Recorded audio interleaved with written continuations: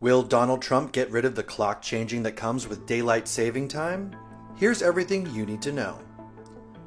In the wee hours of Sunday, March 9th, the vast majority of Americans will once again lose an hour of sleep and enter the part of the year known as daylight saving time. Arizona and Hawaii are the only states that never spring forward or fall back. They will remain locked into what's known as standard time for the next 6 months and forever going forward. As for the other 48 states, many seem to be fed up with the biannual tradition of seasonal time changes. A 2021 poll found 75% of Americans are against it. Another poll from CBS News and YouGov found the majority surveyed, 46%, want permanent daylight saving time, meaning it would stay lighter later all year long. 33% say they want permanent standard time, which would be earlier sunrises and earlier sunsets. Certainly good news for morning people. 21% said they want to keep switching back and forth. President Donald Trump has vowed to work with the Republican Party to eliminate the daylight savings time, calling it inconvenient and very costly to our nation. His close advisor Elon Musk agrees, writing on X, "Looks like the people want to abolish the annoying time changes." The billionaire's former Doge co-chair, Vivek Ramaswamy, backed up the sentiment that it's inefficient and easy to change. That said, it remains to be seen what exactly the Trump administration will do to make it official, and whether or not they'd support permanently turning the clocks forward or backwards. In 2022, the Senate unanimously approved a bill that would make daylight saving time permanent.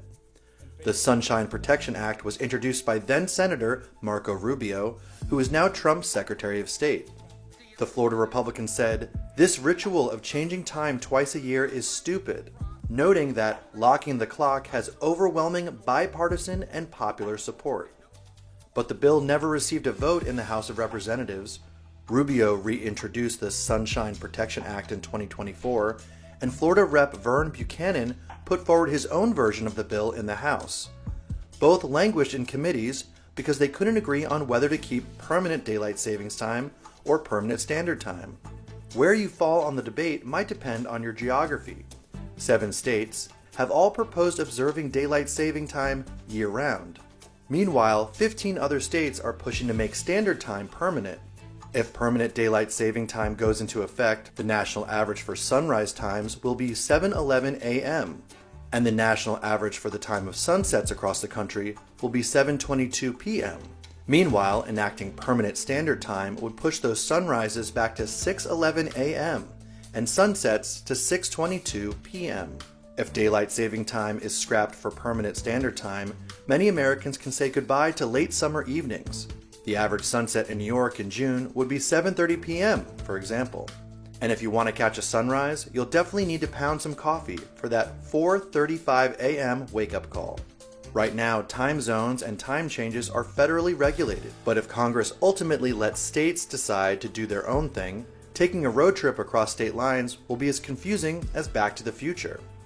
The origins of daylight saving time date back to World War I, when the Standard Time Act of 1918 was passed in an effort to conserve energy for the war effort. A half a century later, the Uniform Time Act of 1966 standardized it and stated clocks would advance 1 hour at 2 a.m. on the last Sunday in April and turn back 1 hour at 2 a.m. on the last Sunday in October.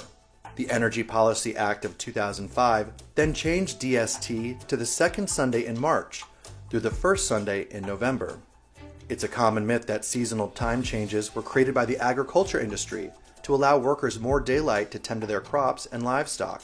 In fact, many farmers oppose a time change because it disrupts their carefully orchestrated schedules.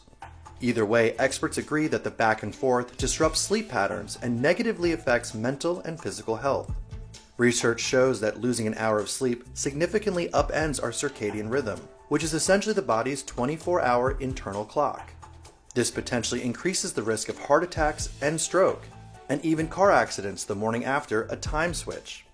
Now, as President Trump and Congress figure out the next step, Americans are anxiously awaiting to find out if 2025 will be the last year we have to deal with this headache.